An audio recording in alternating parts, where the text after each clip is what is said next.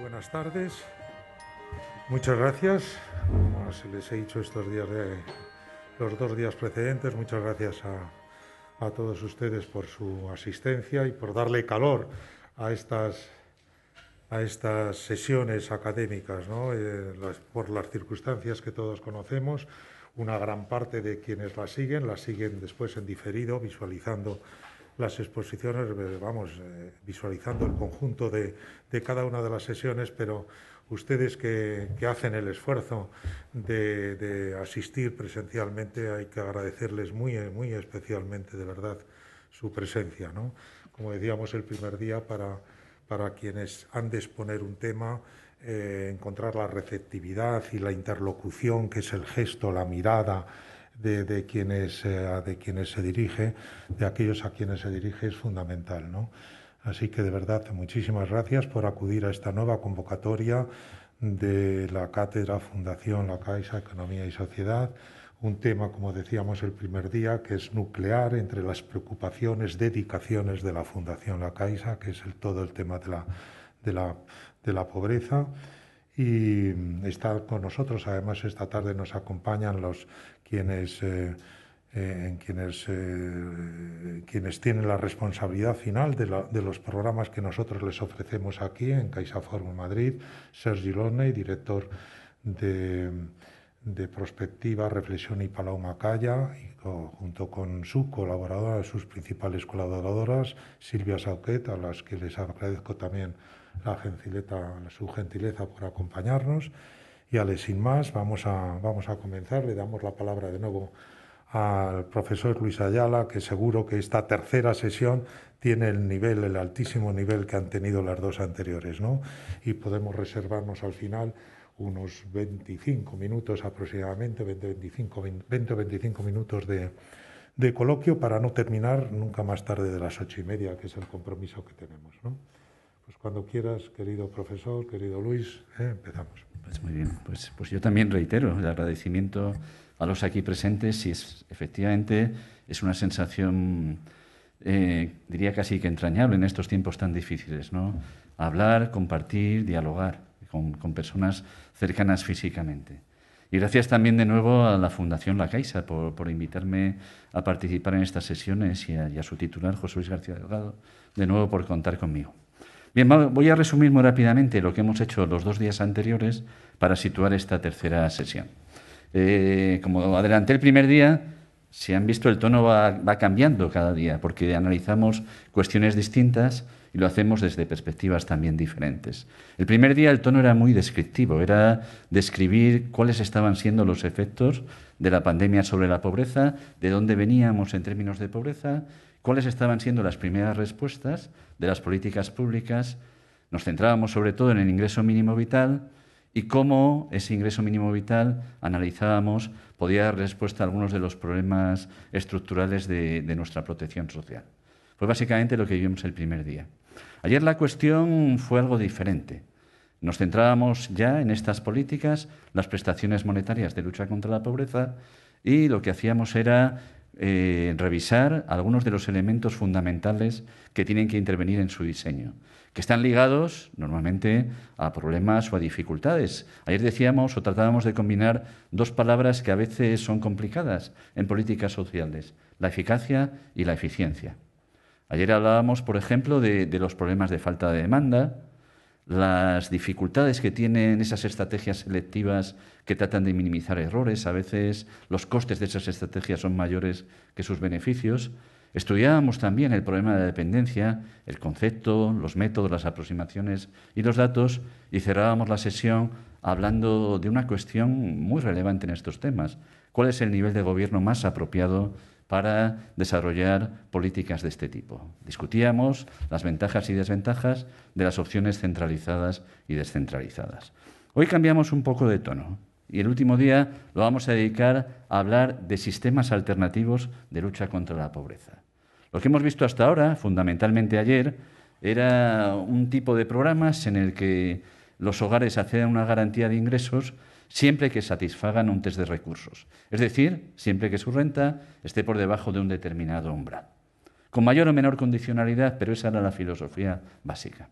Hoy vamos a ver qué alternativas se están planteando a estos esquemas, tanto desde el punto de vista real, experiencias que ya están en vigor en otros países, como propuestas que son fundamentalmente teóricas. Vamos a hablar en primer lugar de las prestaciones o transferencias condicionadas. Aquí la clave va a ser el apellido, la condicionalidad, en qué consiste, cuáles son sus ventajas y sus límites. Hablaremos también de una figura muy clásica, pero que está recuperando interés en el debate académico y político, los impuestos negativos sobre la renta. En tercer lugar, revisaremos una de las experiencias que más auge ha tenido en algunos modelos de estado de bienestar, como son los complementos salariales, muy poquito desarrollados en España y en los países mediterráneos. Y cerraré la sesión, no porque sea menos importante, pero hay que darle también atención a los temas de renta básica. Estos últimos iré un poquito más rápido por dos cuestiones muy pragmáticas. En primer lugar, porque celebramos aquí, creo que fue hace 3 años, un debate sobre renta básica y también porque la propia Fundación en diciembre de 2019 ha publicado un libro sobre renta básica coordinado por Jordi de Sevilla, ¿vale? Remito a esas referencias para tener un análisis más detallado. Bien, pues vamos a empezar con la primera de estas alternativas y lo que voy a hacer es muy sencillo. En cada caso introduciré el concepto, haré un repaso también de los antecedentes, evaluaré las posibles ventajas y los límites y, muy coloquialmente lo voy a decir, me intentaré mojar un poco en lo que es un balance de lo que creo que tiene de positivo y negativa cada alternativa, ¿vale? Vamos a empezar con la primera de las cuestiones, que son los programas de transferencias condicionadas. Bien, esto está un poco a medio camino entre los elementos de diseño que decíamos ayer y una alternativa real a estos esquemas. ¿Qué es esto de la condicionalidad? Bien, pues la condicionalidad consiste en que además de satisfacer ese test de rentas, es decir, tener una renta por debajo del baremo que se pide para acceder a los programas, es reunir una serie de condiciones que imponen los decisores públicos, ¿vale? Esto es algo en auge en muchos sistemas, otros están haciendo lo contrario, están reduciendo todo lo que pueden la condicionalidad. El ejemplo más claro sería una renta básica, claro, y es algo muy controvertido. Ahora vamos a intentar ver por qué, ¿no? Esta condicionalidad se puede instrumentar a través de vías muy distintas. De alguna ya hemos hablado. Ayer hablábamos de la selectividad o la focalización. En inglés, el targeting, ¿no? Concentrar las políticas en determinados colectivos, en vez de hacerlas universales o generales. La condición sería, en este caso, pertenecer a una categoría determinada. Otra forma de hacer más condicional una prestación es hacer más exigente esos test de renta. Quedarnos como los más pobres dentro de los más vulnerables, decíamos ayer. O acompañar, que esto ya está en vigor en algunas políticas, acompañar ese test de rentas con test también de riqueza y patrimonio. Los hogares no solo tienen que tener una renta baja, sino no tienen que tener patrimonio para poder acceder a estas prestaciones. Un caso es el de las políticas de cuidados, de dependencia, o el ingreso mínimo vital también introdujo en su legislación esta idea de que hay que satisfacer el doble criterio, no solo renta, sino riqueza. Pero de todas las posibles condiciones, sin duda, las más controvertidas son las que tienen que ver con las conductas que se imponen a las personas beneficiarias. Se cobra la prestación siempre que se desarrollen determinados comportamientos. Ahora vamos a ver en qué consisten esos comportamientos. No tiene por qué ser algo negativo. Cuando digo comportamientos es participar en distintos tipos de actividades. Esas actividades pueden ser perfectamente positivas para mejorar la inserción sociolaboral de estas personas. Participar en programas orientados al empleo. En América Latina, donde se ha desarrollado mucho estas transferencias condicionadas, pues están ligadas a la participación en programas educativos de los hijos o en cuestiones relacionadas con hábitos de salud. Tienen connotaciones positivas. En otros países no. La condicionalidad es una manera de penalizar o disciplinar a las personas que cobran estos programas. De hecho, se suele establecer una distinción entre lo que algunos autores llaman la condicionalidad estricta y una condicionalidad más moderada. La condicionalidad estricta, pues nace de un planteamiento muy controvertido, pero que también inspira algunas reformas, que es que los responsables de esa situación de pobreza son las propias personas beneficiarias, las que están en esa misma situación, ¿no? Entonces, la única manera, estoy un poco radicalizando la argumentación, la única manera de que cambie esa situación es obligarlas a desarrollar comportamientos o actitudes que modifiquen esa situación, ¿vale? Claro, entonces ahí entra en juego pues todo un mundo de obligaciones y de posibles sanciones. Empiezan a pesar mucho más los objetivos disciplinarios que los objetivos de promoción de la autonomía y de la inserción sociolaboral, como decía. En el Reino Unido, que ayer cité mucho, cuando se hizo la reforma en el año 2013 de unificar prestaciones, ayer comentaba que se exigía a las personas beneficiarias para cobrar la prestación estar buscando activamente 35 horas a la semana, ¿vale? Eso es un ejemplo de condicionalidad muy, muy estricta, ¿no? Aparte de todo un mundo de sanciones que posteriormente voy a revisar. Hay otra forma de entender la condicionalidad que pone las raíces de la pobreza en un lugar muy distinto, que es la pobreza es un problema estructural, que no nace de las actitudes de las personas beneficiarias de estas prestaciones, sino de las características de una sociedad, de su mercado de trabajo, su tejido relacional, sus políticas sociales, ¿no? Aquí la condicionalidad se quiere emplear para fines o con objetivos muy distintos. Se trata fundamentalmente de mejorar las capacidades de las personas que participan en los programas. Esas políticas que están ligadas a la renta pues tienen un objetivo, como se suele decir ahora, diríamos casi, de empoderamiento, ¿no? De intentar incluso tratar a la persona beneficiaria como cliente para la que hay que ajustar los programas y estas actividades a sus preferencias y a sus necesidades. Bien, bueno, esto se ha instrumentado de manera muy diferente y, como digo, plantea muchas dudas, plantea muchas controversias. En el fondo, son medidas coercitivas, ¿no?, que suscitan hasta cierta discusión o cierto debate ético. No sé si me voy a meter en un jardín complicado o no, pero tenemos que ser muy rigurosos justificando estas actuaciones por los costes sociales que pueden tener. Entonces, ¿cómo se suelen justificar o por qué muchos países están optando por esta vía? Pues, en primer lugar, en muchos países es porque así lo quiere la opinión pública, porque así lo quieren los votantes. En muchos paneles de opinión aparece que los votantes no quieren medidas que sean únicamente pasivas, que sea simplemente el cobro de una prestación. Y eso da legitimidad a los decisores públicos para adoptar estas decisiones. En segundo lugar, y esto es muy controvertido porque depende mucho de cada país, pero son los propios profesionales, los gestores de estas prestaciones, los que muchas veces se manifiestan más favorables a la condicionalidad.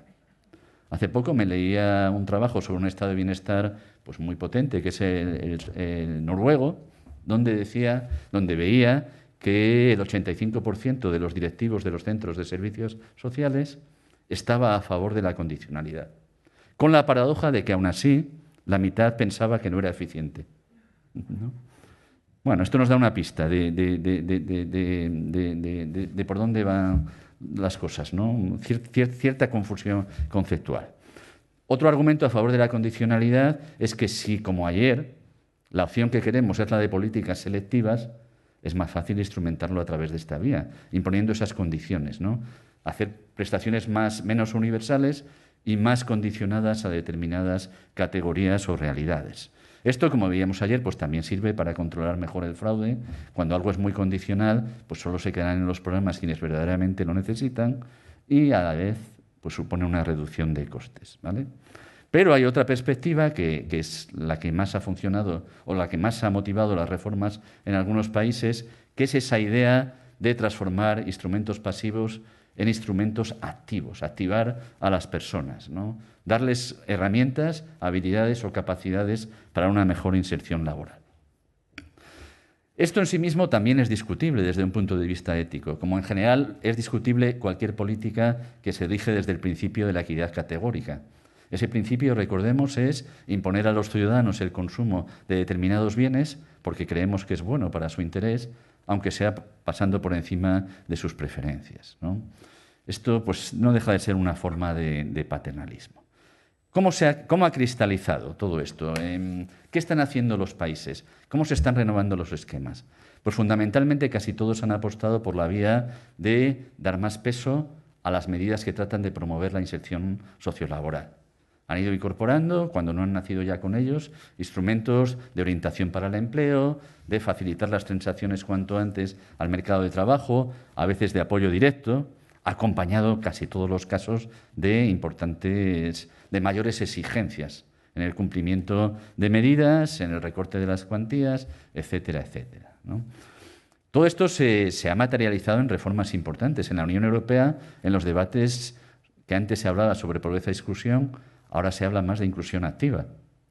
En Estados Unidos, como veíamos ayer, con la reforma de Clinton de mediados de los años 90, la reforma y los programas pasaron a llamarse, así en inglés lo digo, From Welfare to Work, directamente de la prestación al trabajo, ¿vale? E incluso en los estados, ya digo, los más socialdemócratas, los estados de bienestar más generosos en sus prestaciones, como los nórdicos, han desarrollado toda una gama de subsidios activos. Si hubiera que destacar dos experiencias, yo me fijaría fundamentalmente en dos. Una, porque nos toca cerca, que es la experiencia de las rentas de inserción. Cuando hablamos de renta mínima, muchas veces se nos olvida el apellido. Suelen ser rentas mínimas de inserción. Es el modelo que desarrolló Francia a partir del año 88, al que luego siguieron las comunidades autónomas españolas, Portugal y más recientemente Italia. Y ahora recientemente, no. El ingreso mínimo vital ahora mismo no es una renta mínima de inserción, es una renta mínima. No está conectada de esa manera. La idea de estos esquemas de rentas mínimas de inserción es que se dé la convergencia en un mismo instrumento de dos derechos distintos. El derecho a una renta y el derecho a participar en una serie de actividades que promuevan la inserción sociolaboral. Se presentan como dos derechos combinados. Otra cosa, aunque sea muy parecido, son las políticas que llaman, perdón otra vez por el término anglosajón, de welfare. ¿El welfare qué es? Es que si tú quieres cobrar la prestación, tienes que participar en esas medidas. Es la condición para, por decirlo así, no el derecho a, ¿no? Parece que es lo mismo, pero no es exactamente lo mismo ni en su filosofía ni en su implementación. Bueno, rápidamente, hemos hablado de posibles ventajas que se aducen. ¿Cuáles son los problemas de estas estrategias? Voy a hablar de dos tipos de problemas o de dos tipos de resultado. Uno, sin duda, los problemas que supone esto para la gestión de las prestaciones. Ayer se preguntaba al final, ¿no?, cómo había que diseñarlas, cómo tenían que funcionar los trabajadores sociales, ¿no? Estas políticas es muy difícil que funcionen adecuadamente, porque falta lo principal, faltan los recursos económicos, falta conocimiento profesional, falta tiempo y falta sobre todo personal. Ayer decíamos que los trabajadores sociales en estos programas tienen que hacer de todo. Tienen que hacer la tramitación de las solicitudes, luego el seguimiento de cada hogar, luego promover esas actividades y encima fiscalizar y, si cabe, sancionar, ¿no? Demasiadas tareas.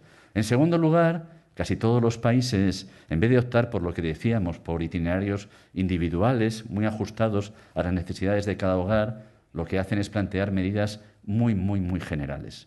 Hay un recetario muy básico. Perfil A, medida 1, formación para el empleo. Perfil 2, medida tal, ¿no? No se ajustan en la práctica bien a las necesidades y a las preferencias de cada persona o cada hogar, ¿no? En tercer lugar, otros dos términos anglosajones, creo que no va a haber muchos más hoy, perdón, ¿vale? El riesgo de que se den dos problemas, que es que se resumen muy bien en estas expresiones: making the numbers y el creaming. El crimen es una palabra habitual, típica en algunos servicios de bienestar social, ¿no? ¿Pero qué quiere decir estas dos cosas? Quiere decir que muchas veces cuando nos marcamos objetivos muy explícitos de creación de empleo en estos programas, lo que hacemos es mejorar la eficiencia, pero empeorar la calidad. Y me explico. En Estados Unidos, por ejemplo, repito esta experiencia, a mediados de los años 90 se reforma el programa y la financiación de esos programas, en vez de ser compartida a 50% entre cada Estado y el Gobierno federal, pasa a ser a través de una transferencia que dicen en bloque, ¿vale? Se hace una estimación de cuántos beneficiarios puede haber y el Gobierno federal pasa a hacer una transferencia. Ya no se cofinancia por beneficiario y dice a los Estados: si queréis seguir recibiendo esta transferencia en la misma cantidad, el X% de vuestros beneficiarios tienen que pasar este año a estar dentro del mercado de trabajo, ¿vale? Eso digo Estados Unidos, como puede pasar en otros sistemas, ¿no? Hace poco pues también leí un trabajo sobre Dinamarca que había empezado a hacer cosas parecidas, pero con los municipios, ¿no? ¿Cuál es el incentivo para esos estados? Y pues si quiero seguir cobrando, voy a intentar conseguir el máximo número posible de transiciones al empleo. Entonces lo que voy a hacer es incentivar a mis centros, a mis oficinas de servicios sociales y primarla a aquellas que obtengan mejores resultados en términos de empleo, ¿vale? ¿Qué hacen estas oficinas? Pues se quedan con lo mejor. Eso es el crimen, ¿no?, que hay en tantas políticas. Entran mucho más en los programas las personas más empleables. Y eso está muy constatado en casi todos los países, ¿no? En todos, de verdad. En Alemania pues, hay un indicador muy sencillito, que es el número de reuniones con los gestores de servicios sociales. Son mucho mayores cuanto más empleable eres, lo cual es un poquito contradictorio, ¿no? Los ejemplos que decía Estados Unidos, en fin, muchas cuestiones de este tipo. Y como decía, que lo he comentado antes, se carga a los responsables de la gestión de estos programas de muchas obligaciones, ¿no? Son los que tienen que hacer el seguimiento, pero son los que tienen que sancionar. Y el problema de las sanciones en algunos programas se está haciendo muy grande, porque están utilizando las sanciones para recortar los costes de esos programas, ¿no? Ayer hablaba del caso del Reino Unido. En el Reino Unido, bueno, no sé si lo dije, en el Reino Unido la sanción puede ser de hasta 3 años, sin prestación. Y además las estadísticas dicen que 1 de cada 4 personas beneficiarias de estos programas que está buscando empleo ha sido sancionada en algún momento. Claro, eso supone un ahorro de costes, pero una pérdida de calidad muy, muy grande de estos programas, ¿no? Y además poner en una tensión muy grande a profesionales cuya función última es promover la inserción de esas personas. Esa es la realidad, ¿no? Ayer ya lo comentaba, en Dinamarca intentaron diferenciar esas funciones con una agencia específica para las sanciones y otra agencia para el seguimiento. En Francia también, pero ya encontraron los trabajadores sociales, con razón, porque no tienen por qué soportar esa presión, algún vericueto para descargar esa tarea, ¿no? Bueno. La otra gran pregunta relacionada con la condicionalidad, y ya termino esta revisión, tiene que ver con ese objetivo último. Buena parte de la condicionalidad lo que intenta es que estos hogares entren en el empleo. ¿Esto está funcionando? Bueno, está funcionando en nuestro caso, en el caso de España. Esto es muy difícil de estimar, como decía ayer, porque tenemos muy pocos datos administrativos que nos permitan evaluar el resultado de estas políticas. En el informe que comenté ayer, en el que tuve la oportunidad de participar como hoja de ruta del ingreso mínimo vital, comentaba que tuvimos oportunidad de contar con los microdatos, los registros administrativos de todos los programas autónomos, todos menos uno, pero de todos durante una década, ¿no? Y ahí sí que encontrábamos algunos datos que eran positivos en este sentido. Aquí lo que tenemos es en qué medidas se participa. Medidas generales son las que no están orientadas al empleo. Promoción de habilidades sociales. Medidas generales de empleo, formación, orientación, etcétera. Estrategias más intensivas, casi de empleo directo, y las generales combinadas con las orientadas al empleo. Y lo que representamos es lo que llamamos salidas exitosas. Salidas exitosas es que se sale al mercado de trabajo normalmente. Entonces, lo que apreciamos efectivamente, que cuando se participa en estas actuaciones, la probabilidad de encontrar un empleo es mayor. Pero claro, ¿quién participa? Esto no es una evaluación, esto es una descripción. Teníamos que hacer, pues como se hizo en la renta básica en Finlandia, un experimento o cosas de ese tipo, ¿no? A falta de experimentos sociales, pues podemos recurrir a metodologías que llamamos cuasi experimentales. Intentar reconstruir las condiciones de un experimento fijándonos en las características de las personas que entran y no entran. Bueno, hay metodologías para eso relativamente sencillas y eso nos permite contestar algunas preguntas. Nosotros mismos, aunque estos datos ya son antiguos, lo hicimos con datos de la Comunidad de Madrid. Dijimos, bueno, las personas que participan en lo que llaman proyectos de inserción, que eran muy intensivos, muy orientados al empleo, ¿tienen mejores probabilidades o una mayor autonomía posterior? Dijimos, ¿cómo podemos ver esto? Pues tirando de los datos de la propia comunidad, había un indicador muy sencillo. La pregunta era, ¿los que participan en medidas de inserción de este tipo tienen una probabilidad mayor de volver a los programas o al revés? ¿Cuánto tiempo pasan fuera? ¿Más? ¿Menos? Y esto es lo que se refleja aquí, en este gráfico.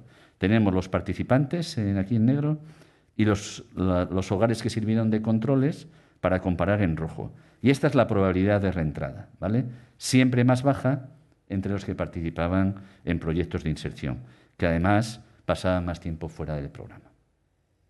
A veces, sin embargo, nos encontramos otro problema, que muchos hogares aumentan las transiciones al mercado de trabajo, pero sin embargo no aumenta su bienestar, por el problema de la pobreza laboral, que también hemos visto estos días.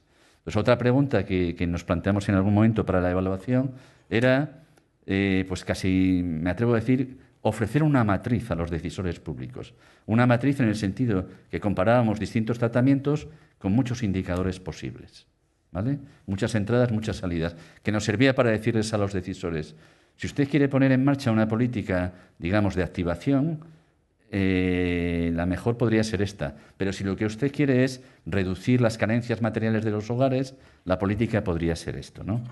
Esto más o menos es lo que se representa aquí, que no pretendo que se vea nada, sino simplemente que sirva de pinceladas, ¿no? El 1 que tienen aquí son los programas generales, no orientados al empleo, ¿vale? El 2 son las medidas generales de empleo, el 3 las medidas más intensivas y el 4 una combinación. Y lo que vamos viendo es distintos indicadores que no son solo de empleo. ¿Qué nos dijo esta evaluación? Por ejemplo, pues que los programas funcionaban bien en términos de empleo, pero cuando íbamos viendo otras dimensiones del bienestar, las tenemos aquí abajo, pues los problemas de vivienda, de salud, los problemas sociales, los resultados no eran distintos, no eran significativos y a veces eran incluso peores. Terminando esta primera revisión, ¿qué podríamos decir entonces de este tema de la condicionalidad? Pues que tiene algunas ventajas, pero también tiene muchos riesgos y muchos costes, ¿no? Desde luego, si la óptica es el acceso al mercado de trabajo, el éxito es muy modesto y además caro.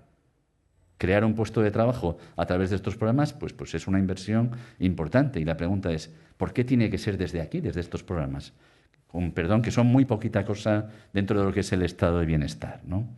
Además, tenemos mucha variación por comunidades autónomas, como no podía ser de otra forma. Y luego una última reflexión, que claro, que toda esta presión de la inclusión activa se produce en España en los últimos 15 y 20 años, cuando hemos tenido momentos de empleo muy bajo y de empleo muy precario, ¿no? Entonces, vuelvo a la primera reflexión. ¿De quién es la responsabilidad? ¿Del hogar o de las condiciones sociales generales? Bien, paso a la segunda figura posible de hoy, que son los impuestos negativos sobre la renta. Yo creo que más o menos todo el mundo esto lo ha oído alguna vez o puede estar familiarizado con esta idea. Es una figura más teórica que real, aunque hay cosas que se pueden parecer un poco en la práctica. Bien. Fundamentalmente, un impuesto negativo sobre la renta, lo voy a decir de una manera muy sencilla, muy básica, aunque es más complejo cuando lo podemos implementar, es un instrumento en el que hacemos que se integren en una misma figura el impuesto sobre la renta y la garantía de ingresos. De tal forma que definimos un umbral, los que están por debajo de ese umbral recibirían una prestación, los que están por encima pagarían un impuesto. Digo, esto es en su definición más básica, ¿no? Esto se ha defendido tanto desde el punto de vista de la fiscalidad, porque si se da esa figura, pues claro, habría que eliminar las exenciones, las reducciones de la base imponible, todos estos elementos de los impuestos, sería un sistema más transparente, ¿no? Como de la perspectiva de la garantía de ingresos, porque la realidad que vemos en muchos países, y en España muy claramente, es que los hogares más pobres no se benefician de los incentivos fiscales, porque no declaran normalmente y porque no tienen que hacerlo, ¿no? Entonces, es una manera de integrar estas cuestiones. Normalmente se asocia esta idea del impuesto negativo sobre la renta con la figura de un economista muy conocido, Milton Friedman. Milton Friedman escribió en el año 62 un libro donde se hacía la propuesta más célebre de un impuesto negativo sobre la renta en Capitalismo y Libertad. Los ingleses se suelen enfadar con esto. No es que sea un tema muy relevante, pero me gusta contarlo también, ¿no? Dicen que Friedman les copió. Y hay un poco de razón, así me lo contaron, y además una persona muy directamente involucrada, porque Friedman, esto es una anécdota, perdón, Friedman pasó buena parte de la Segunda Guerra Mundial sirviendo para el Tesoro en Estados Unidos, con economistas que también habían estado en la Segunda Guerra Mundial trabajando en el Reino Unido, en algunos círculos keynesianos, ¿no? Y se decía que fueron esos economistas los que le transmitieron la idea a Friedman, pero que había sido creada en Inglaterra. Y es verdad, una economista, Juliet Rees-Williams, escribió en el año 42 un libro en el que proponía que hubiera ella lo llamaba un crédito, otros lo han traducido como dividendo, era una transferencia, una prestación para todos los hogares incondicional que reemplazara todas las exenciones y deducciones del impuesto sobre la renta y que se financiara con un tipo único. La realidad es que Friedman escribe ese libro en los años 60, un libro que fue famoso también porque resumía un poco lo que era su concepción de la economía y la política económica. Una concepción que como ideología todo el mundo sabe que era libertaria, ¿no? Entonces lo que proponía era un ejemplo de redistribución libertaria. Hay otros economistas, esto no es ni crítico ni negativo, dentro de esta concepción libertaria, como Friedman o Hayek, que aunque concedían al mercado casi todas las claves para la organización de una sociedad, reconocían también que tenía que haber un mínimo de subsistencia. Otros pensadores libertarios, como Nozick, por ejemplo, estaban en absoluto desacuerdo, ¿no? En aquel libro sobre la teoría de la propiedad. Pues Friedman decía que sí, que era la mejor manera para garantizar esa subsistencia que hubiera un impuesto negativo sobre la renta. Porque era una figura muy simple, él decía eliminaría toda la burocracia y además reforzaría la idea de una economía de mercado, porque evitaría las distorsiones de otras formas de regulación. El caso es que en los años 60, sobre todo en los 70 y primeros 80, la propuesta empezó a coger peso, y el propio gobierno de Estados Unidos puso en marcha toda una serie de experimentos de impuesto negativo sobre la renta en algunas ciudades y en algunos estados, también en Canadá un poquito más tarde, entre primeros 70 y el año 82. Y lo que pasa es que ahora vamos a ver por qué esos experimentos no terminaron de cuajar en una propuesta. Es verdad que llegó la crisis fuerte del petróleo y otras cuestiones, pero no se transformó en un cambio en la política social. La propuesta quedó muy relegada hasta que en los últimos 5 o 10 años, en determinados círculos, incluso hay algún documento dentro de la Comisión Europea, se ha vuelto a proponer la idea del impuesto negativo sobre la renta, bajo las ventajas supuestas de la simplicidad, como pongo aquí, universalidad y, sobre todo, respecto a las deficiencias que podemos encontrar en nuestros sistemas de garantía de ingresos. Bueno, ¿en qué consiste analíticamente un impuesto negativo sobre la renta? Lo vamos a ver en este gráfico tan sencillo en el que vamos a comparar las prestaciones que criticaba Friedman con lo que sería su alternativa. La prestación que criticaba Friedman es una garantía de ingresos, una renta mínima que no es compatible con otras rentas. Cuando pasa eso, decíamos ayer, se produce lo que llamamos el problema de trampa de la pobreza. Quiere decir que el aumento de renta neta, no se transforma en aumento de renta neta. Se puede ver de una manera muy sencilla gráficamente aquí, ¿vale? Esta línea horizontal nos dice que mientras que va aumentando la renta bruta, la renta neta no cambia. Entonces lo que propone Friedman es una figura donde es muy central este punto E, ¿vale? ¿Qué quiere decir esto? Pues hay tres parámetros clave. El punto E es ese nivel de renta a partir del cual se recibe prestación o se paga impuesto. G es la garantía que se puede ofrecer. Y luego hay otra cuestión que es muy importante, es el tipo impositivo que pagan los que tienen rentas más altas y el tipo implícito que afecta a los que tienen rentas bajas. ¿Qué es esto del tipo implícito de los que tienen rentas bajas? Es cómo pueden compatibilizar la prestación con otros ingresos, ¿vale? Esa es la idea. Bueno, ventajas, algunas ya las he citado, la simplicidad. Bueno, Friedman y otra gente, pues cuando escribe da argumentos que no son exclusivos de este instrumento, sino que se puede decir para casi cualquier política, ¿no? Aumenta la capacidad de elegir, sí, pero también cuando tienes una renta básica o una renta mínima, o justicia redistributiva también. Pero es verdad que hay una realidad que es importante. La manera de acceder a esta figura sería exclusivamente por renta, sin entrar en otras consideraciones socioeconómicas o ninguna otra condición, con las ventajas y los límites que acabamos de ver. Es verdad que sería un instrumento muy sencillo, con muchos menos costes administrativos. Se dice que eliminaría la trampa de la pobreza, ahora lo voy a discutir, y se enfatiza también que sería positivo eliminar todas esas exenciones, deducciones y reducciones, que ahora lo voy a cuestionar, ¿vale? Se reduciría el sentimiento de estigma que veíamos ayer, que era un argumento para dejar de demandar la prestación, y algunos dicen, pues habría menos distorsiones en los mercados al eliminar, por ejemplo, el salario mínimo, todo lo que tiene que ver con regulación. ¿Por qué? Porque habría una renta mínima ya garantizada por el impuesto negativo sobre la renta. Bueno, vamos a analizar con un poquito de profundidad estas posibles ventajas revisándolas, ¿no? En primer lugar, Es una gran ventaja eliminar todas las exenciones y todas las reducciones. Es verdad que hay una tendencia en todos los países de la OCDE hacia lo que han ido llamando coloquialmente ir limpiando los impuestos, ir haciéndolos más sencillos. El problema de ir limpiando los impuestos es que eso que se limpia, perdón que no suene muy radical, esas deducciones o reducciones muchas veces son imprescindibles para la redistribución. Y no solo para la redistribución. Si eliminamos todas esas figuras, nos quedamos sin posibilidad de fomentar incentivos a partir del impuesto sobre la renta, que no solo son de renta, sino también de consumo, incluso de fecundidad, como vamos a ver luego, ¿no? En segundo lugar, bueno, esto es una cuestión muy técnica, pero también las cuestiones técnicas a veces invalidan las buenas propuestas. Para que funcionara correctamente, el punto de partida es la renta declarada en el año anterior.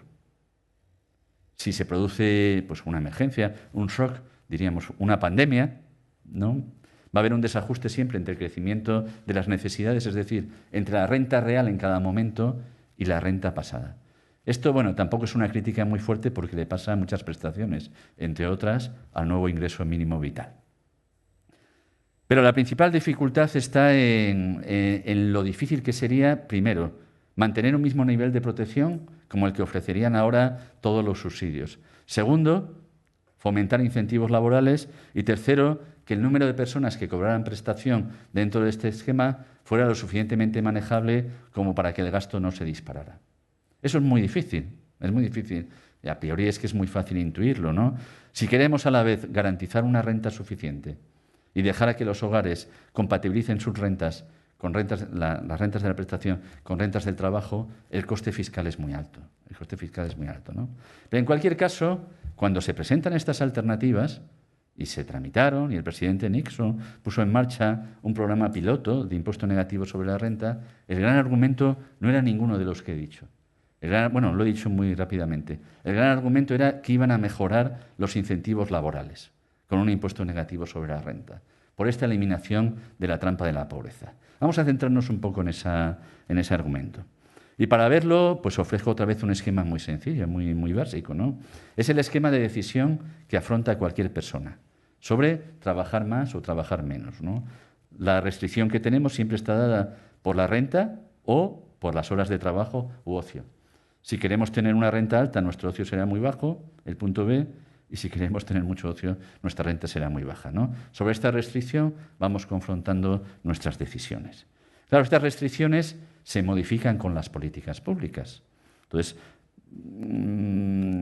podemos introducir primero qué tipo de restricción es una renta mínima tradicional, donde no hay compatibilidad, que es esta que tenemos aquí, que es lo mismo que decía antes, ¿no? El punto este que veis aquí es la cuantía que se puede percibir. Y el tramo horizontal es la trampa de la pobreza que decía antes. Bien, pues la propuesta de impuesto negativo sobre la renta pues podría ser perfectamente de este tipo, ¿no? Por lo menos para los que tienen rentas bajas. A partir de, decíamos, se pagaba un impuesto. Planteado así, es verdad que podría haber un incentivo, esta situación 1. Los que antes no trabajaban ni una hora, ahora aumentando sus horas de trabajo, reduciendo el ocio, es verdad que tendrían un incentivo para trabajar. Pero podría darse también que los de otras situaciones como 2, en la situación 2, se da la particularidad de que trabajando menos horas, yendo a la derecha, con más ocio, habría más renta. O la situación 3, que es muy típica de todos los programas. Las situaciones fronterizas siempre pueden suponer que reduciendo un poco la renta se pueden ahorrar muchas horas de trabajo, ¿no? Esto al final, ¿qué es? Pues una cuestión de análisis empírico. Y es uno de los programas, paradójicamente, que sin haberse llevado a la práctica, contamos con más información empírica, porque en los años 70, como decía, se pusieron en marcha los primeros experimentos sociales, casi los primeros que se hicieron en economía, en distintas localidades de Estados Unidos, en Indiana, en Wisconsin, en ciudades particulares, ¿no? Y se hicieron con metodologías de evaluación. Hoy probablemente hubiéramos hecho los experimentos de otra manera, pero se seleccionaron más o menos aleatoriamente personas beneficiarias y controles para comparar, otros hogares que servían de control. Algunos autores pues, han criticado mucho el diseño de estos programas. Dicen, bueno, eran muy cortos, con lo cual los que accedían no tenían la sensación de que iba a ser algo permanente, y entonces no está claro si el comportamiento era el real o no. Decían que se coló mucha gente que no debía estar. Es verdad que no eran tan universales ni tan aleatorios, porque algunos, por ejemplo, solo eran para población afroamericana. Pero bueno, la verdad es que nos dan un bagaje como no hemos tenido casi ninguna otra política. Ha habido muchos autores que han estimado los efectos sobre la oferta de trabajo y a otros, afortunadamente, que han hecho como metaevaluaciones, recogiendo los resultados de esas evaluaciones. ¿Qué nos dicen? ¿Qué nos dicen? Pues el panorama es mucho más negativo de lo que anticipaban las personas que defendían esta figura. Decían, bueno, para la primera persona del hogar o la persona principal parecía que los desincentivos iban a ser modestos, pero no incentivos, siempre desincentivos. Sin embargo, para el segundo perceptor de rentas iban a ser muy grandes y para las familias, para las madres solteras con hijos, que ayer ya comenté que es el foco de la preocupación normalmente en Estados Unidos, los desincentivos iban a ser muy grandes. Se encontraron además otras cosas, algunas difícilmente explicables. Por ejemplo, que las personas que participaban en estos experimentos se divorciaban más. Y eso no se ha sabido explicar realmente, no está muy claro. Y también se pusieron a prueba pequeñas reformas en algunos parámetros. Por ejemplo, hacer más o menos compatible esas rentas del trabajo con la prestación. Y se encontró que tampoco afectaba mucho, ¿no? De tal manera que, en síntesis, haciendo de nuevo balance, pues claro, mi balance empieza casi por el final. Lo que era el principal elemento legitimador de estos programas, pues no se cumplía en la práctica, ¿no? Si a eso le añadimos las otras dificultades que he comentado, ¿no? Autocensurar, bueno, o autolimitarnos en el uso de los incentivos de impuestos, posibles efectos regresivos de la reducción y luego que todo iba a ser simplicidad administrativa, pues también había que ponerlo en cuestión, ¿no? Si realmente queríamos que fuera una figura financiable, es muy difícil que fuera con un tipo único de un impuesto. Habría que hacer un impuesto más complejo, más progresivo, con muchos tipos.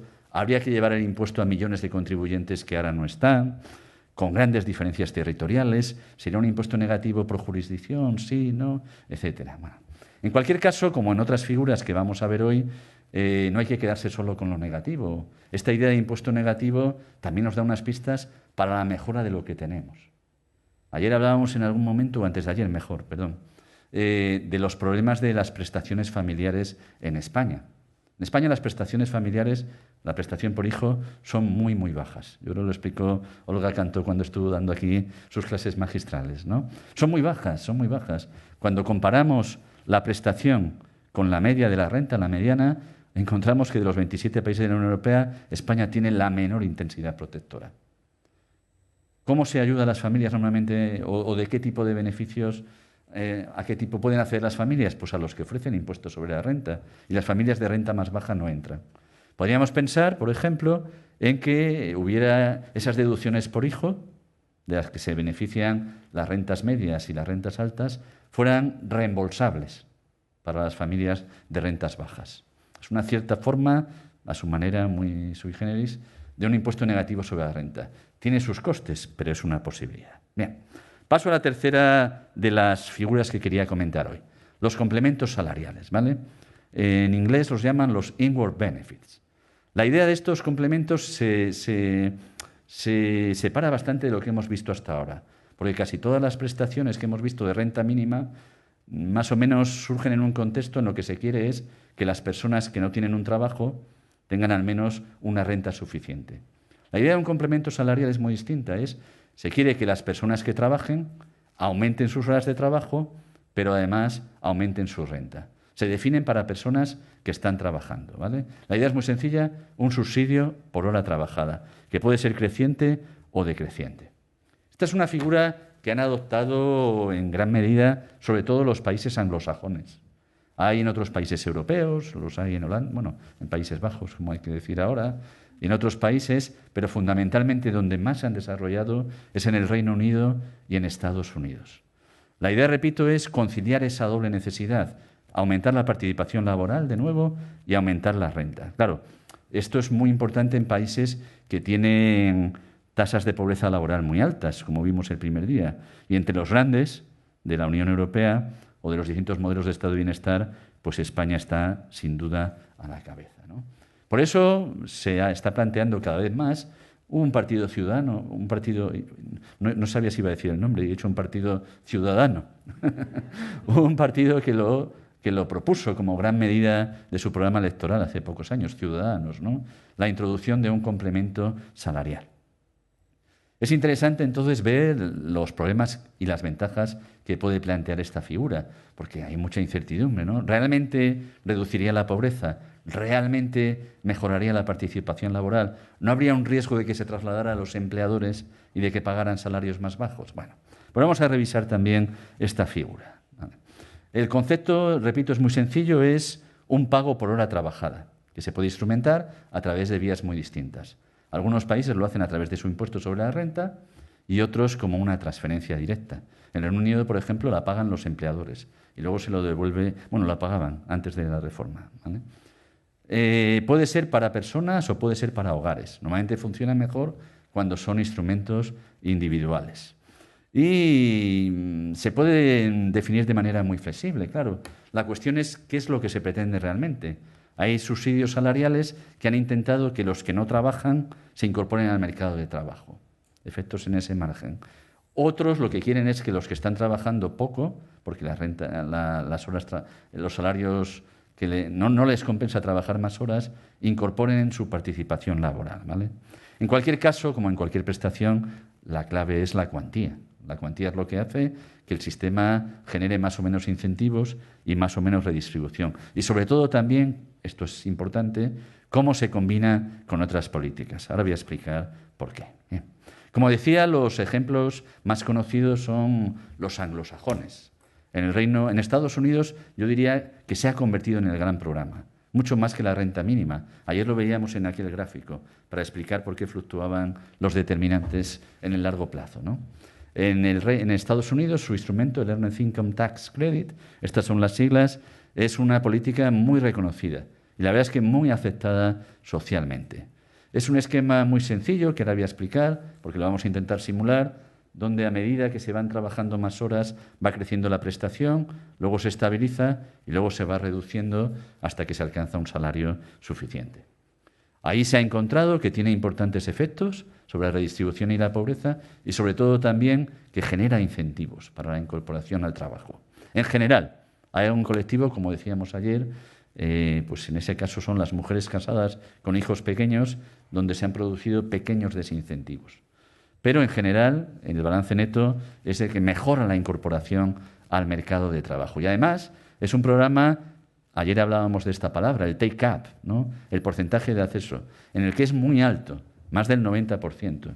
Por eso digo que es un programa muy reconocido por la sociedad estadounidense. Incluso algunas estimaciones o algunos trabajos se han fijado en otras dimensiones que en teoría no tienen que ver con el programa y han encontrado que efectos no intencionados se dan y son positivos, como por ejemplo la mejora de la salud de los niños en las familias que reciben estos subsidios. En el Reino Unido el programa es parecido, un poquito más complejo y ahora además se ha mezclado con la renta mínima. Es verdad que algo parecido se ha hecho en alguna comunidad autónoma nuestra, aunque con menos ambición. Pero bueno, en el Reino Unido el esquema es parecido, los resultados son ligeramente peores. Se han encontrado más desincentivos y además algunos problemas en la gestión del programa. Es por esto que decía antes de que quienes gestionan el programa son los propios empleadores. Entonces eso genera muchas disfunciones, un proceso de devoluciones, de fiscalización, etcétera, ¿no? En el Reino Unido, además, se ha comprobado que para que funcione bien tiene que estar muy bien complementado por otros instrumentos. Cuando ha caído la cobertura de otros instrumentos, también ha caído la protección que viene por esta vía. ¿Cuál es el mejor esquema posible de complemento salarial? Pues esto se ha estudiado también. Yo creo que casi todos los aquí presentes conocen a Piketty, que se ha vuelto casi la economista más popular de los últimos 10 o 15 años, ¿no? Pues Piketty, con un coautor suyo, que también algunos conocerán, Emmanuel Saez, ha estudiado, entre otras cosas, cuestiones relacionadas con la imposición y la protección óptima. Y llegan a la conclusión de que el mejor complemento salarial posible es precisamente el que está en marcha en Estados Unidos, que es el que he dicho muy rápidamente antes y ahora voy a describir, ¿vale? Aquí tenemos un esquema en el que comparamos el salario con la prestación.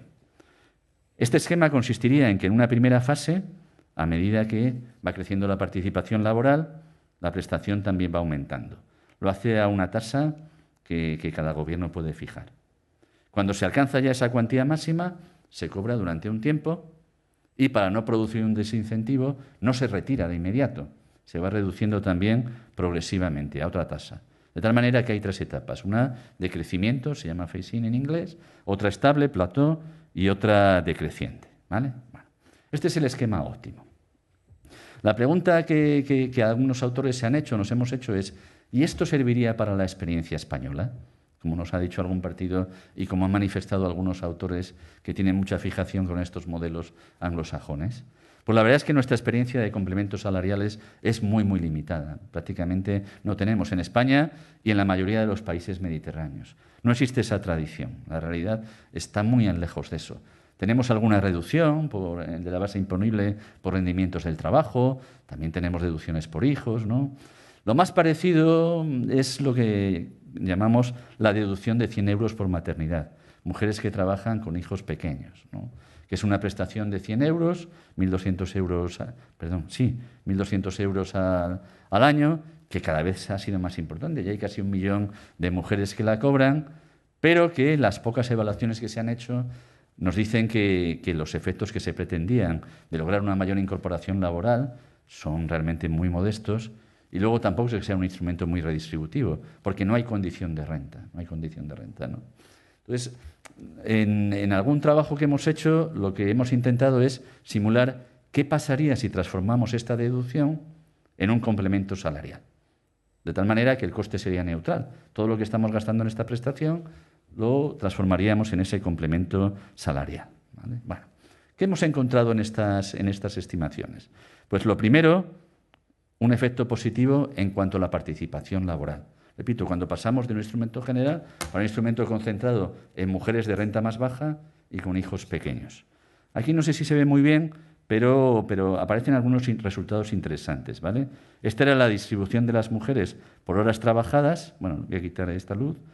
Antes de la introducción, antes de nuestra posible reforma, y casi la mitad, el 46%, con hijos pequeños no trabajaba. Después de nuestra reforma, pues sigue siendo un porcentaje alto, pero es casi solo 1/3 las que no trabajan. Aunque con un coste grande que aumentaría la incorporación al mercado de trabajo, pero también el empleo a tiempo parcial entre las mujeres con hijos pequeños. Pero bueno, podría tener un efecto positivo. La clave, en cualquier caso, es que todas estas mujeres que querían trabajar más horas pudieran hacerlo. En términos de desigualdad y pobreza, lo que encontrábamos es que solo si efectivamente se daba ese comportamiento, había un salto importante en los indicadores básicos. El Gini, las diferencias entre el 90% más rico, el 90% y el 10%, ¿no? Si no tenemos en cuenta esas diferencias, ese comportamiento, los indicadores prácticamente no cambian. Entonces, para que funcionara bien un esquema de este tipo, tendría que contratarse masivamente a todas estas mujeres que quieren trabajar. Con lo cual, en síntesis, de nuevo, en determinadas condiciones es verdad que estos complementos salariales pueden ofrecer algunas ventajas y algunos datos positivos, pero hay muchos problemas en general, hay muchos problemas de diseño. Si queremos que funcionen, tienen que estar muy focalizados. Estamos hablando, en este ejemplo, de mujeres con hijos pequeños y con baja renta, ¿no? Hay posibilidad de que se creen desincentivos en vez de lo contrario. Y luego, mucho cuidado, ayer lo decíamos, con la idea esta de que los modelos sociales son fácilmente extrapolables. Una política que funciona en Alemania no tiene por qué funcionar en España. Y una política que funciona en Estados Unidos, pues no tiene por qué funcionar en el Reino Unido. Ayer citaba que hay estudios que se han simulado eso precisamente, como se veía que los efectos eran un poco más moderados en el Reino Unido que en Estados Unidos.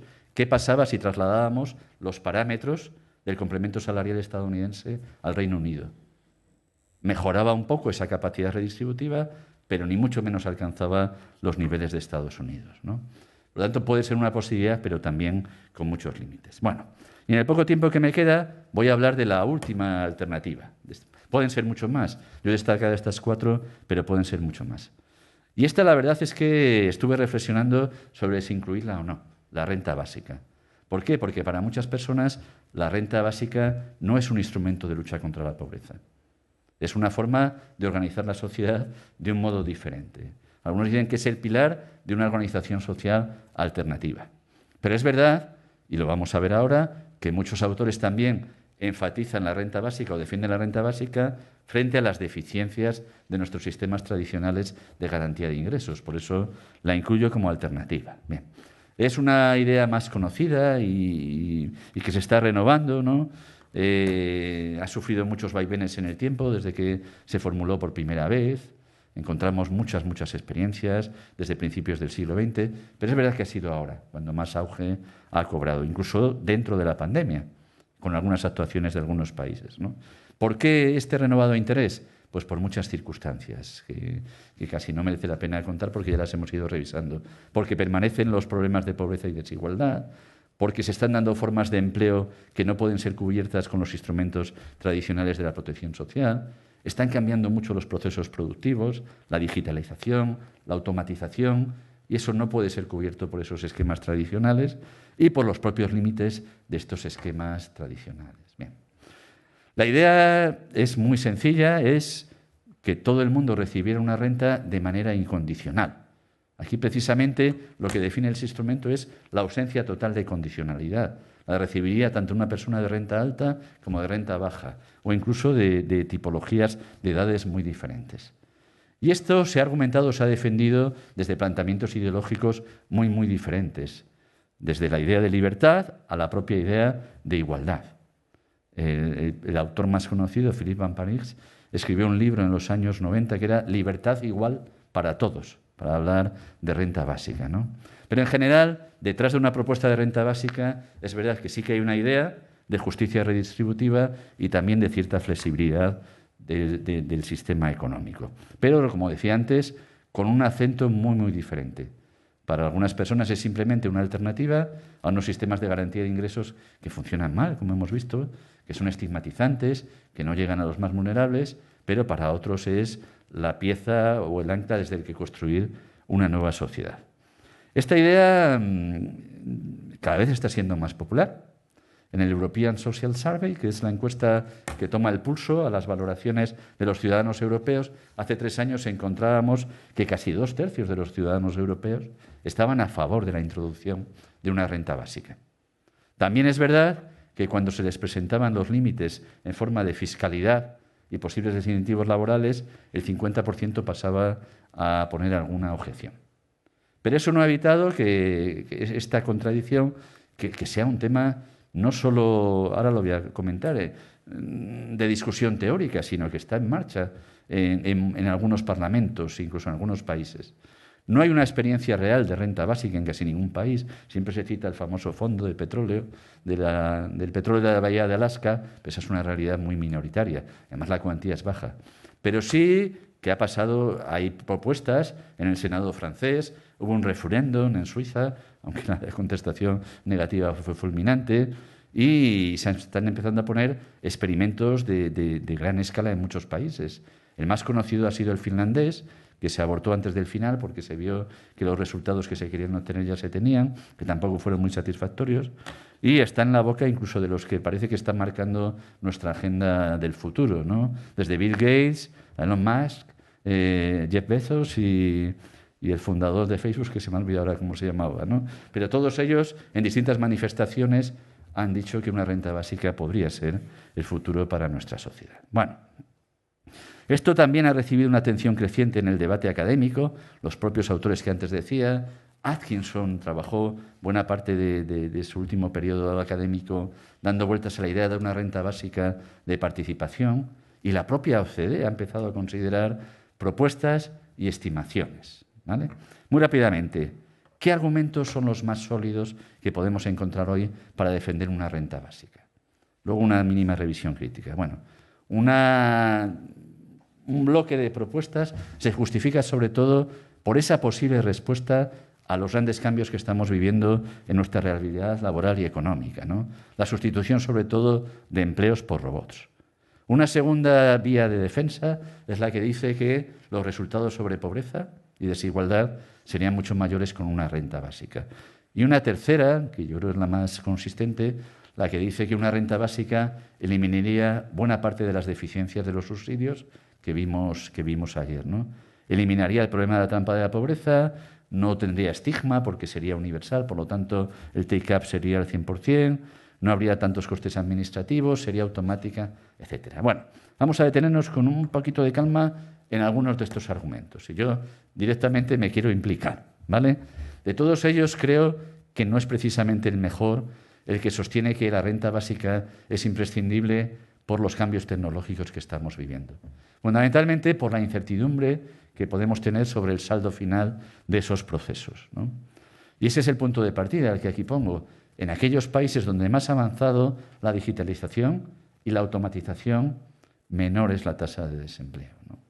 Y tenemos experiencias en nuestra historia económica donde personas que no eran precisamente insensatas, aquí pongo algunas citas, ¿no?, de Keynes, que hablaba de que inevitablemente nos íbamos a enfrentar a esa enfermedad que era el desempleo tecnológico, o de Vasily Leontiev en los años 50, que dijo que íbamos a asistir a un proceso ya continuo de sustitución de personas por máquinas.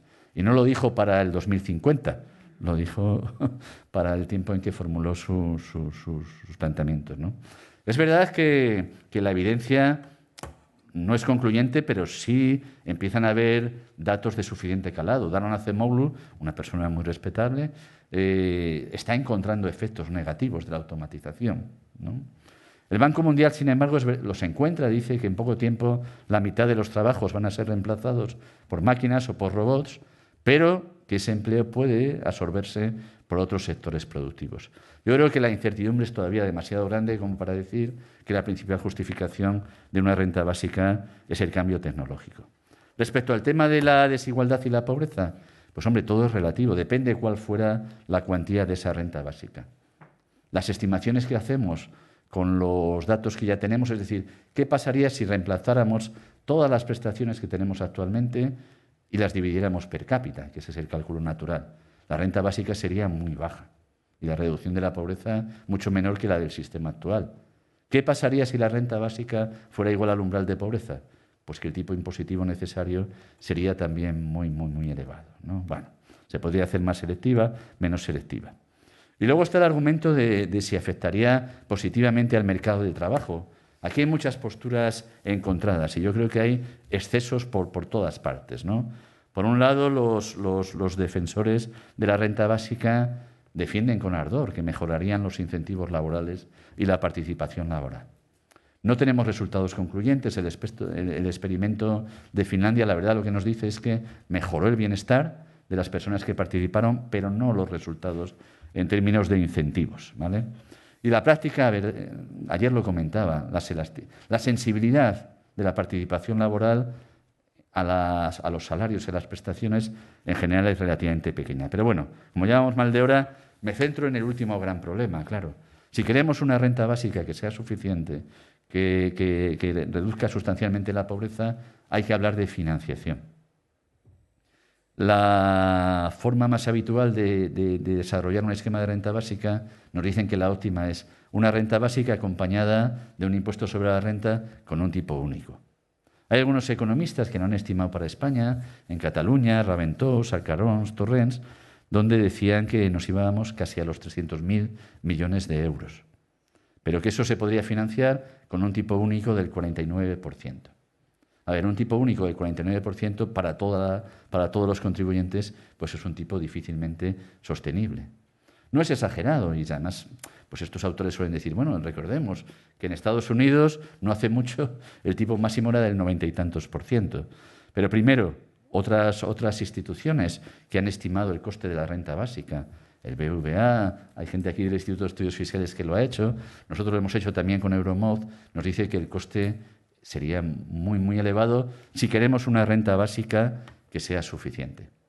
Otros autores dicen, bueno, demos la renta básica, pero que esté sujeta a gravamen. Eso no es una renta incondicional, ¿no? Es casi dar con una mano y recoger con la otra, ¿no?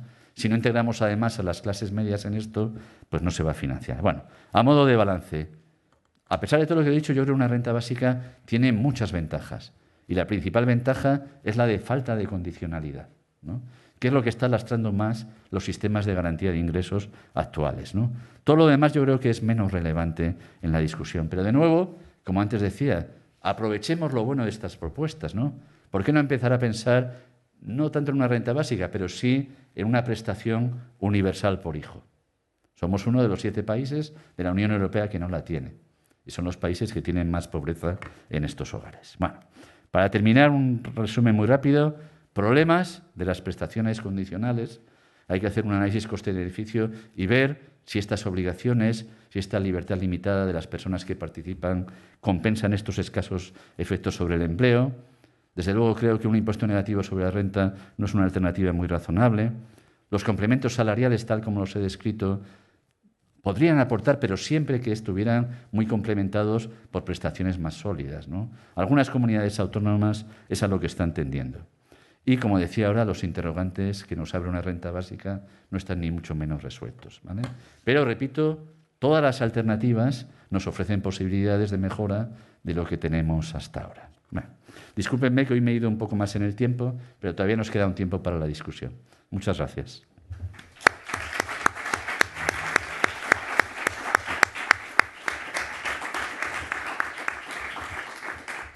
Que no se puede decir más en menos tiempo, ¿no? O sea, es que ha sido efectivamente, muy densa, muy concentrada, ¿no? Muy didáctica, a pesar de la densidad, pero efectivamente muy concentrada. Esto daría para, efectivamente, solo esta sesión permitiría hacer otras 3 clases magistrales sobre este tema, ¿no?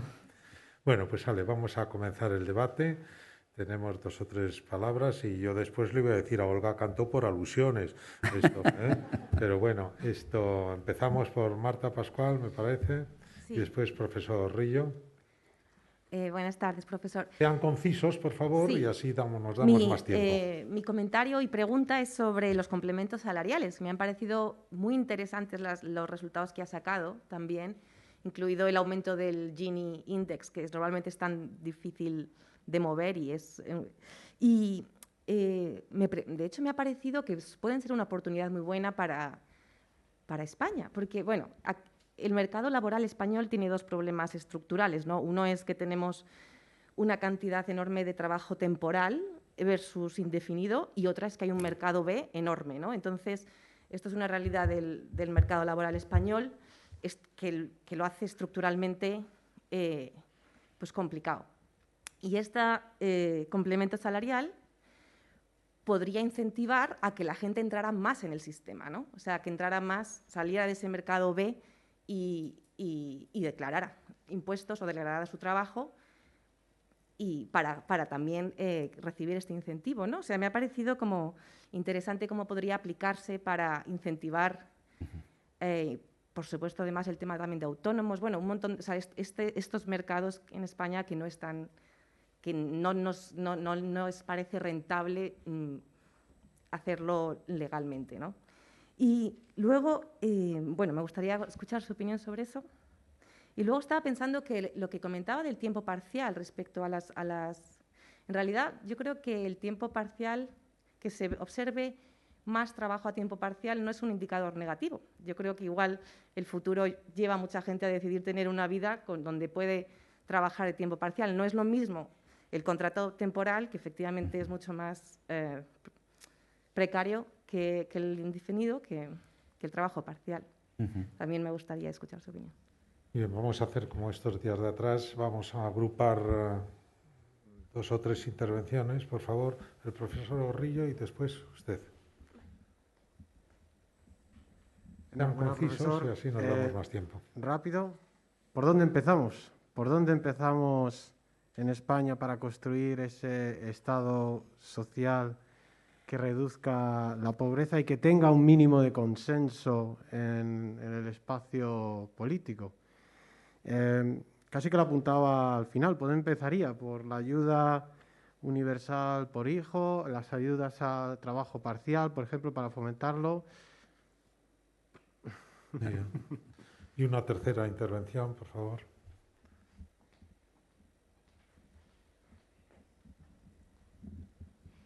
Muy breve. Decías al final que una opción para la renta básica universal sería una prestación universal por hijo a cargo.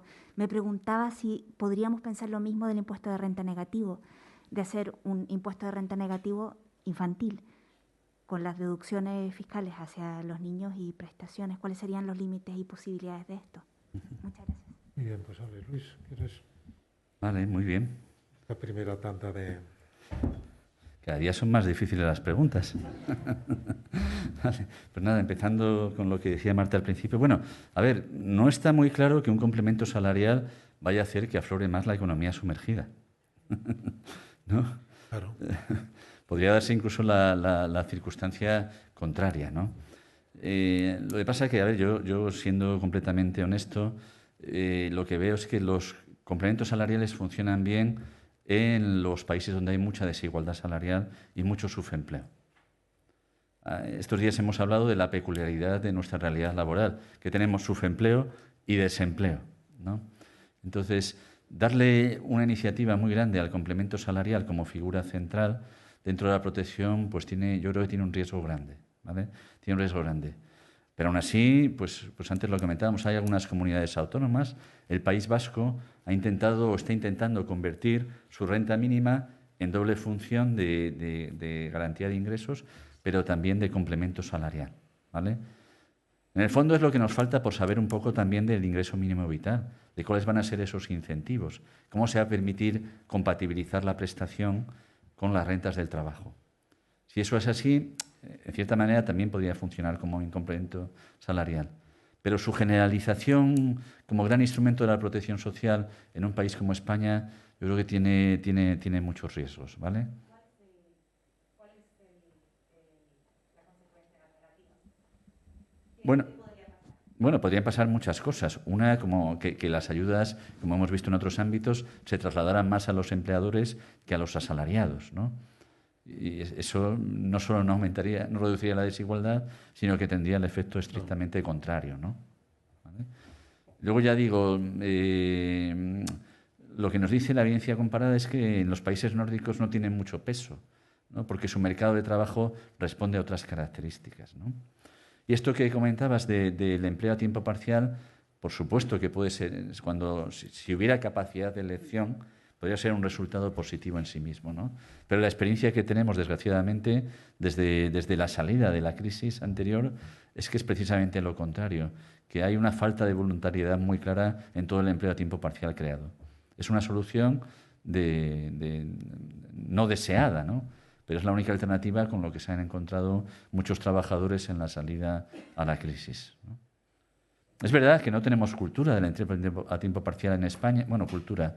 En los países nórdicos la gran ventaja es que tienen posibilidades de empleo a tiempo parcial, pero muy complementada con servicios de bienestar social, ¿no? Entonces, por eso digo, dentro de un paquete amplio, bien, como medida central, mucho riesgo. Respecto al por dónde empezar, pues es la pregunta del primer día, más o menos, de otra forma, ¿eh? Sí. A ver, seamos realistas, el ingreso mínimo vital es un paso importante, yo diría que muy importante. Pero, como decíamos el otro día, el ingreso mínimo vital cubre una forma de pobreza muy, muy acotada, la pobreza severa. Nuestro gran riesgo o nuestra gran diferencia es esa capa de vulnerabilidad tan grande que hay en nuestra sociedad, de rentas ahí cercanas al umbral, que en las etapas expansivas suben, que en las recesiones se hunden, ¿no? Y para eso necesitamos medidas de mucho mayor alcance. En el ámbito de la garantía de las prestaciones monetarias, y combino con lo que ha planteado Gaby, pues ahí es donde está probablemente lo más urgente, ¿no? En medidas que fortalezcan a las familias con menores y rentas más bajas. Ahí hay dos posibilidades. Una es la de la prestación universal y otra es la de, efectivamente, como decíamos, ese impuesto negativo de renta, que sería hacer reembolsables esas deducciones por hijo que la tiene el impuesto. No son medidas baratas, hay que ser sinceros, pero no sé si esto es un alegato idealista, pero estamos hablando de inversiones, estamos hablando de inversiones en capital humano. Y decíamos el primer día que la pobreza en la infancia tiene consecuencias adversas en el largo plazo, aunque sea muy, muy, muy transitoria, ¿no? Entonces hay que superar esto, sí que es un pacto de un país, ¿no? Un pacto para la infancia, necesitamos grandes acuerdos sociales, ¿no? Dicho esto, y complemento, repito algo que decíamos ayer cuando hablábamos de multidimensionalidad. Cuidado que la pobreza no se juega solo en prestaciones monetarias, ni en la dimensión económica del bienestar de los hogares. Hay un problema social muy, muy, muy grande que es la vivienda. Entonces, es difícil pensar en reducciones, digamos, estructurales de la pobreza sin medidas de vivienda mucho más ambiciosas. ¿Más cosas? Sí, por favor. Hola, buenas tardes. Yo soy Jorge Hermida y soy de una ONG, de la Coordinadora Infantil de Vallecas, ¿no? Soy de la otra parte, la no académica de este público, y nosotros somos los que aplicamos y sufrimos luego las políticas en la realidad. Entonces, le quería preguntar, digo, una posibilidad, digo, ¿hay estudios sobre aplicar modelos de escudo social o plan Marshall en territorios? ¿No? Ha usted comentado antes por diversos tipos sociodemográficos. Yo me explico, aplicarlo a barrios, ¿no? Aplicar un gran plan de medidas tanto de empleo como de vivienda, o sea, en un terreno acotado físicamente, ¿no? Digo, y si hay una propuesta que ha salido positivamente, ampliada, ¿no? O sea, no es un grupo de personas, sino aplicarlo en un barrio acotado por calles, o sea, y una inversión muy grande en un territorio físico. Sí, los hay en el ámbito internacional, los hay en el ámbito también de las comunidades autónomas. En el caso de nuestra realidad, la dificultad es la descentralización tan grande que tenemos de esas políticas sociales, ¿no? Que hacen que los planes sean regionales y muchas veces sin transferencia a los municipios. Pero sí hay, el Reino Unido en los años 90 puso en marcha un paquete muy grande de medidas, y una era las prestaciones familiares, la renta mínima. Irlanda también, se marcaron objetivos explícitos de reducción de la pobreza. Y una de las actuaciones fue precisamente planes ¿cómo lo llamaban?, de choque social en barrios especialmente desfavorecidos, ¿vale? El problema, de nuevo, cuidado también con algo que decíamos ayer, ¿no? Cuando las actuaciones se ciñen a colectivos muy, muy concretos y bajo la rúbrica de la pobreza más severa, eso puede suscitar cierto rechazo, ¿vale? Hay que tener en cuenta, bueno, tú lo sabrás mejor que lo que voy a contar yo, ¿no? Que cuando a estos hogares se les somete a un tratamiento administrativo muy pesado y muy disciplinario y poco incentivador, esos programas terminan sin funcionar, ¿no? Dicho esto, yo creo más, esto es importante como medidas de choque, pero creo más en medidas transversales mucho más ambiciosas que tengan en cuenta estas dimensiones de las que estamos hablando, ¿no? Los programas generales al final acaban beneficiando más a los más pobres, ¿no? Entonces, medidas generales de vivienda, medidas generales de renta, medidas generales de prestaciones familiares llevarían a mejores situaciones a las zonas más desfavorecidas también. Olga Cantó se anima, ¿no? Que pasó por aquí, por esta cátedra, dictando también 3 clases magistrales magníficas. No, pero vamos. ¿Alguna otra sugerencia? No. Sí, buenas noches. No sí, la buenas veía. noches. Perdón, que no la veía. Dígame. Sí, una pregunta. ¿Hay evidencia sólida que sustente o que visualice los efectos negativos o los efectos adversos o riesgo moral de una renta mínima? Riesgo moral en el sentido de que la gente decida quedarse en la renta mínima en lugar de entrar en el mercado de trabajo aunque le surjan oportunidades, ¿no? Sí. Bueno, es un poquito... Ayer tuvimos parte de esa discusión, sí, que hablábamos de dependencia e incentivos, ¿no? Entonces, claro que se pueden dar esos comportamientos y se dan, pero lo que observamos con los poquitos datos que tenemos a nuestro alcance es que el problema de renta mínima fundamental de desincentivos no es ese. O sea, no hay un problema de que la gente se cronifique en los programas y se haga dependiente de la intervención pública, por lo que sea, entre otras cosas porque las cuantías son bajas, ¿no? El problema de los incentivos es un poco el que hemos ido describiendo hoy más, ¿no? Y ayer lo decía, ¿no? El desincentivo se produce cuando a una persona le pasa una oportunidad de empleo por delante y no la puede aprovechar por la rigidez del programa, ¿vale? Por eso es muy importante cómo se definan esos incentivos en el ingreso mínimo vital, ¿no? Hay muchas posibilidades, pues dejar una cantidad exenta, o como veíamos en el complemento salarial, que en ese sentido sí es aprovechable, ¿no? Hacer un descuento progresivo, ¿no? Para eliminar esos saltos tan grandes que producen los desincentivos. Pero, sinceramente, si hay que hacer una crítica grande a estos programas, yo no haría esa, que propician esos comportamientos de riesgo moral, ¿no? No nos dice eso, repito, la poca evidencia que tenemos para España y para otros países. Muy bien, sí, por favor. Perdón, con el micrófono. Profesora Martín. Sí, mi pregunta, a ver si la enfoco bien primero, ¿eh? No la iba a hacer, pero al ver que ha hablado el señor de la ONG de los niños, pues yo estaba pensando en la misma idea con iniciativas en los años 80. Bien, entonces digo, ahora yo estoy más perdida en este ámbito. A ver, la pregunta, a ver si la enfoco bien primero, que estoy... O sea, ahora no sé cómo se están articulando políticas alternativas diferentes, pues en el sentido de ayudar a las ONGs que tratan con niños, por ejemplo, niños adolescentes que roban, que tienen problemas en barrios más pobres. Por ejemplo, no sé si conoce Benposta en Leganés, el tío Alberto, todavía sigue existiendo. Entonces eso era para mí lo que yo entendía alternativo, no ir a la familia, sino ayudas alternativas donde los niños van a vivir, que a lo mejor no son simplemente de Leganés, pueden ir del barrio de Salamanca.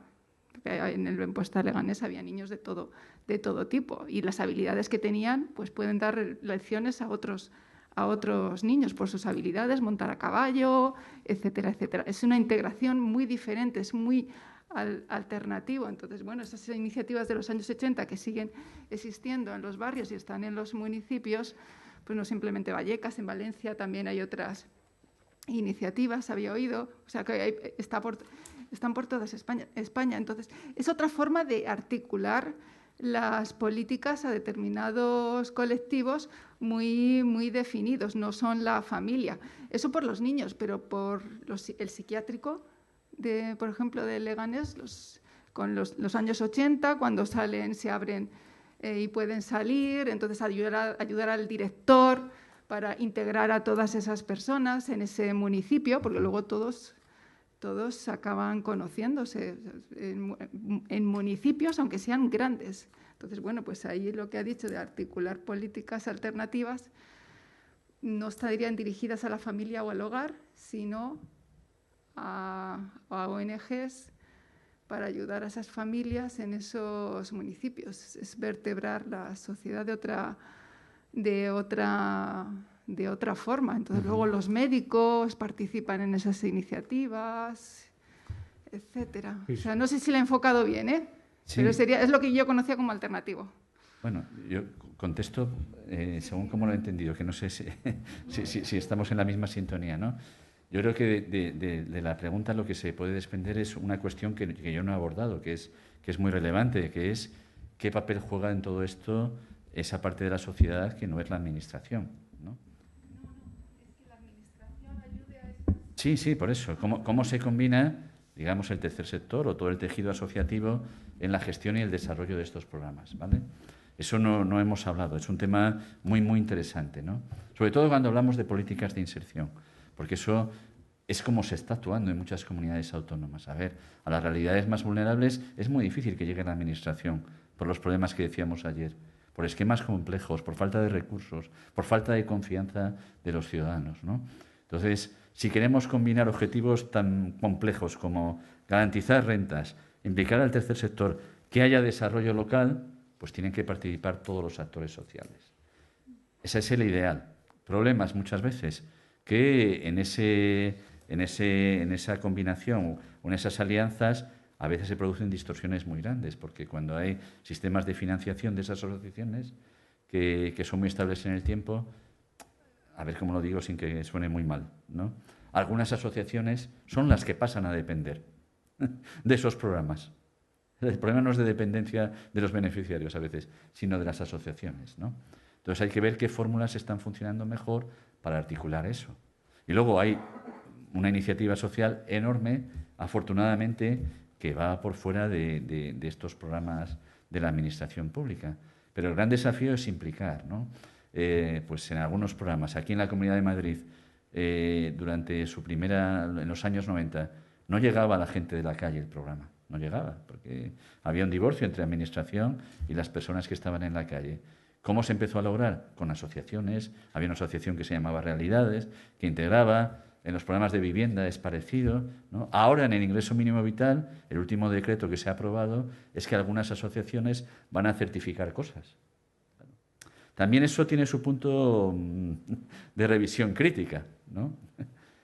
Este es el papel, esto no lo tendría que hacer la administración pública, pero seamos sinceros, honestos, muchas veces las asociaciones llegan donde no puede llegar la administración pública. Hay que buscar el equilibrio óptimo, ¿no? Y no hay monopolios, aquí hay, lo que tiene que haber es sinergias.